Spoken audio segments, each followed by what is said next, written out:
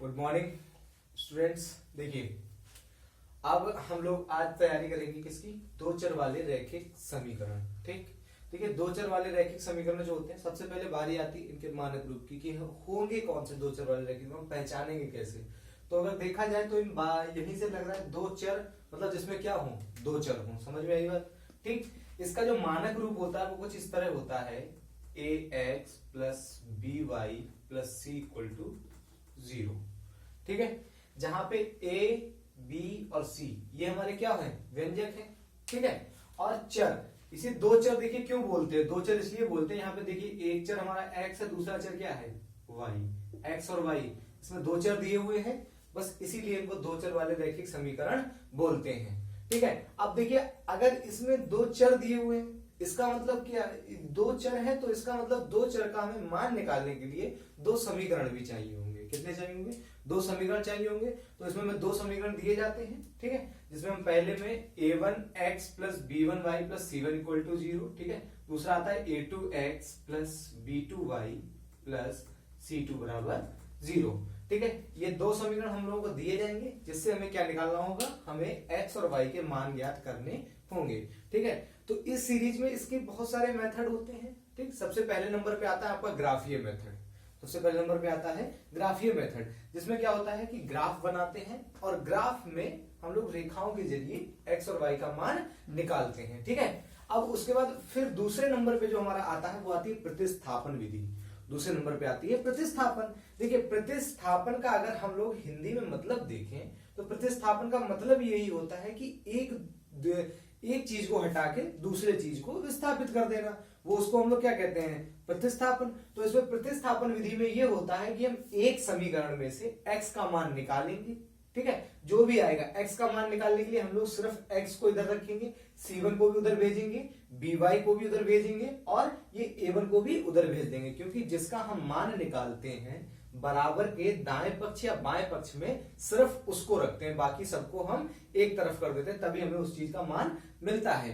तो वहां से हम लोग x का मान निकाल के दूसरे समीकरण में रख देंगे x की जगह, तब हमारा दूसरा समीकरण जो होगा वो पूरा y के रूप में हो जाएगा, और y के रूप में हो जाएगा तो आसानी से हम y का मान निकाल सकते हैं। समझ में आया? ठीक, उसके डिटेल में जाने के लिए हम लोग बाद में बात करेंगे। ठीक, इसके बाद फिर हमारी तीसरे नंबर पे जो विधि आती है वो आती है विलोपन विधि। वो कौन सी आती है? विलोपन विधि। देखिए, विलोपन विधि में हम लोग क्या करना होता है, एक समीकरण को दूसरे समीकरण विलोप करना। ठीक है, तो उसमें ये होता है हम लोग एक समीकरण दूसरे समीकरण की तुलना करते हैं आपस में। और तुलना हम कब करते हैं? जब हम दोनों समीकरण के किसी एक चर को बराबर कर लेते हैं, यानी कि जो मान उसका, जो उस चर का चाहे x का हो चाहे y का हो, जो मान हमारे पहले समीकरण में दिया रहेगा वही मान उठा के हम दूसरे समीकरण में उतना ही कर लेंगे, तब उसको क्या करेंगे, उसकी तुलना करके हम क्वेश्चन सॉल्व कर लेंगे। तीसरा जो आता है जिसके बारे में हम लोग अभी बात करेंगे वो होती है वज्र गुणनखंड विधि। ठीक है, इस वज्र गुणनखंड विधि, इसमें देखिए बच्चों को बहुत न जल्दी समझ में भी नहीं आती है और बहुत बच्चों को इसमें समस्याएं होती हैं। तो आज हम लोग इसी के बारे में बात करेंगे। किसके बारे में? वज्र गुणनखंड विधि के बारे में। ठीक है, इसके लिए देखिए इसमें होता यह है कि हम समीकरण में से देख के a1, b1, c1, a2, b2, c2 इन सब का मान निकाल लेंगे। ठीक है, फिर इसके लिए फॉर्मूला होता है x अपॉन b1, b2, ठीक है, c1, c2 बराबर y upon c1, c2, a1, a2, ठीक है, बराबर 1 upon a1, a2, b1, b2। ठीक, फिर ये क्रॉस मल्टीप्लाई होती है इनकी, ठीक, जिसको हम लोग कैंची गुणा भी कहते हैं हिंदी में। ठीक, ये हमें करना होता है। अब यहाँ पे देखिए इसकी एक आसान सी ट्रिक, क्योंकि बच्चे बहुत जल्दी भूल जाते हैं कि सर हमें कहाँ पे क्या रखना है, तो उसकी एक ट्रिक ये होती है कि आप इतना ध्यान रखिए, जो चीज ले रहे हैं, x ले रहे हैं, तो x के नीचे जो x के साथ है वो नहीं आएगा, बाकी लाइन से अगर पढ़ेंगे, सीक्वेंस से लाइन से पढ़ेंगे तो बाकी बाद वाले दोनों आ जाएंगे। तो देखिए x के साथ क्या है, a है। ठीक है, तो हमें x के नीचे सिर्फ a नहीं रखने हैं, b रखने हैं और c रखने हैं। लाइन से पढ़ेंगे तो ये a के बाद क्या दिया हुआ है समीकरण में, b दिया हुआ है तो b रखेंगे। ठीक है, और b के बाद क्या है, c, तो c रखेंगे। ठीक वैसे ही y में चलेंगे तो y के साथ b है तो y के नीचे में b नहीं रखना है, क्या रखना है, बाद में क्या आता है, सी आता है, और सी के बाद फिर से अगर हम समीकरण में घूम के आए, सी के बाद अगर हम फिर से समीकरण में वापस घूमे तो क्या आ रहा है, ए आ रहा है, तो सी के बाद क्या आ जाएगा, ए आ जाएगा। ठीक है, फिर बारी आती है C1 की, तो C1 तो खुद ही एक व्यंजक है, तो उसके लिए एक रखेंगे, एक बटे सी के अलावा जो हो A1 और A और B दोनों रख देंगे। ठीक है, अब क्वेश्चन करेंगे। ठीक है, देखिए ये हमारा क्वेश्चन x माइनस 2y बराबर 2 और x माइनस 3y बराबर 7, ये हमारा क्वेश्चन है। ठीक, अब इसको हम लोग किससे करना है, वज्र गुणनखंड विधि से।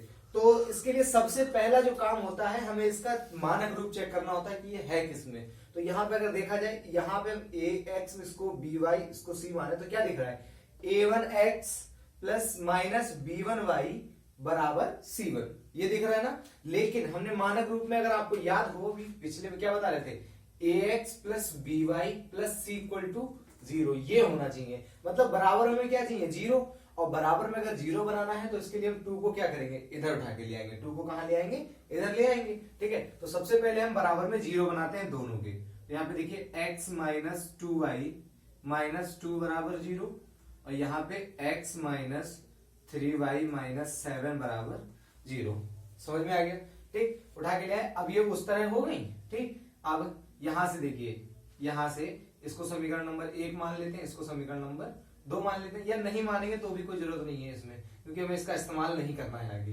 ठीक, तो हम लोग एक काम करेंगे, अब इसमें से देखिए इसकी तुलना करने पर हम a1 b1 c1 इन सबका मान निकाल लेते हैं। तो यहां से तुलना कीजिए, देखिए x के साथ यहाँ पे क्या है, a इसके साथ क्या है, x के साथ कुछ नहीं है, और जहां कुछ नहीं होता है वहां पे क्या होता है, 1 होता है। कितना होता है, 1। तो a1 यहां से हमारा कितना में मिला, 1। ठीक है, a2 देखिए, a2 भी कितना है, 1।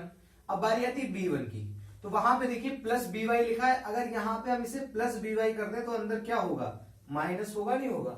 ठीक, तो यहां से अगर तुलना की जाए तो हमें हमारा b1 कितना दिख रहा है, माइनस का 2 दिख रहा है, नहीं दिख रहा है। ठीक, और b2 हमारा कितना दिख रहा है, माइनस का 3। ठीक है ना, यहां पे देखिए c1 कितना दिख रहा है, माइनस का 2, और c2 कितना दिख रहा है, माइनस का 7।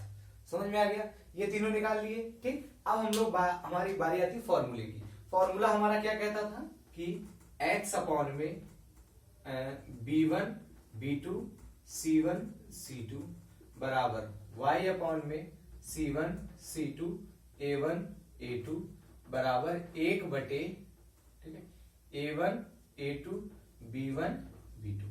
समझ में आ गया। ठीक, अब हम इन सब का मान उठा के इसमें रख देंगे। तो x बटे b1 की जगह कितना है, देखिए यहाँ पे माइनस का 2, b2 की जगह माइनस का 3, c1 की जगह माइनस का 2, c2 की जगह माइनस का 7। y में देखिए c1 माइनस का 2 माइनस का 7, a1 a2 कितने हैं, 1 1 बराबर 1 बटे 1 1। b1 कितना है, माइनस का 2, b2 कितना है, माइनस का 3। ठीक, अब देखिए, अब इसकी कैंची गुणा करानी थी, ये इधर गुणा करेगा, ये इधर गुणा करेगा, ये इधर गुणा करेगा, ठीक है, और ये इधर गुणा करेगा, इधर गुणा करेगा, इधर गुणा करेगा। तो 7 की गुणा जब 2 से होगी, 7 दूनी 14, माइनस माइनस तो कैंसिल हो जाएंगे, तो क्या आ जाएगा 14, और बीच में हमेशा क्या लगेगा, इनके माइनस लगेगा, बीच में हमेशा क्या लगेगा, माइनस लगेगा। ठीक है, 14 माइनस 3 की गुणा जब 2 से होगी तो क्या आ जाएगा, 3 दूनी 6, और माइनस से माइनस कैंसिल हो जाएगा। ठीक, बराबर y अपॉन माइनस 2 की गुणा जब 1 से होगी तो प्लस माइनस माइनस 2 एकम 2 माइनस माइनस माइनस की गुणा प्लस से तो माइनस, और 7 की गुणा 1 से तो 7 बराबर 1 बटे 1 की गुणा जब 3 से होगी, माइनस का 3 है तो क्या आएगा, माइनस का 3 minus plus minus minus plus minus 2 एकम 2। ठीक, अब देखिए x बटे 14 में से 6 जाएंगे, क्या बचेगा 8। ठीक है, बराबर y बटे, अब ये माइनस का 2, ठीक है, और ये माइनस जब इस माइनस के साथ गुणा करेगा तो क्या हो जाएगा, प्लस, क्या हो जाएगा, प्लस, और प्लस का 7 में से माइनस का 2 जब घटाएंगे तो हमारे पास बचेगा क्या, प्लस का 5 बचेगा। ठीक है, प्लस का 5 क्यों बचेगा, क्योंकि प्लस माइनस माइनस होते हैं, और जो निशान, जो भी अक्षर हमारा बड़ा होता है उस पे जो निशान होता है आंसर में वही निशान बचेगा। तो प्लस का 7 जो है वो बड़ा है, और 7 में कैसा निशान है, प्लस का, तो क्या बचेगा, 5 प्लस का बचेगा। ठीक है, बराबर 1 बटे माइनस का 3 और ये माइनस माइनस प्लस, तो यहाँ पे देखिए माइनस के 3 में से प्लस का 2 जब माइनस होगा तो बचेगा क्या, माइनस का 1। समझ में आया? ठीक। अब देखिए x बटे 8 बराबर y बटे 5 बराबर 1 बटे माइनस का 1 है। इसका मतलब x बटे 8 भी किसके बराबर है, 1 बटे 1 के। तो हम x बटे 8 को उठाकर 1 बटे माइनस 1 के बराबर रखेंगे। कैंची गुणा होगी, ये इधर जाएगा, ये इधर जाएगा। तो यहां से देखिए x बराबर क्या आ जाएगा, ये माइनस का x हो जाएगा, इधर क्या आ जाएगा 8। ये माइनस को उठा के हम इधर भेज देंगे तो x बराबर हमें क्या मिल जाएगा, माइनस का 8 मिल जाएगा। ठीक है ना। अब y दूसरा पार्ट, y बटे 5 बराबर 1 बटे माइनस का 1। तो यहां से देखिए ये भी गुणा करेगा तो ये क्या हो जाएगा, माइनस का y बराबर 5, और तो यहां से y बराबर क्या आ जाएगा, माइनस का 5। अब यहां पे देखिए x और y के मान आ गए। ठीक। अब ये मान हमारे सही हैं या गलत, ये करने के लिए हम लोग क्या करते हैं, समीकरण में रख के देख लीजिए, हमें पता चल जाएगा कि हमारे मान सही मिले, हमें मिले हैं या फिर गलत मिले हैं। तो माइनस एक्स की जगह माइनस 8 यहाँ पे रखेंगे, यहाँ पे हम कर देना, थोड़ा शॉर्ट में देख लीजिएगा। एक्स की जगह माइनस का 8 माइनस 2 इंटू माइनस का 5, तो माइनस का 8 और माइनस माइनस प्लस 5 दूनी 10।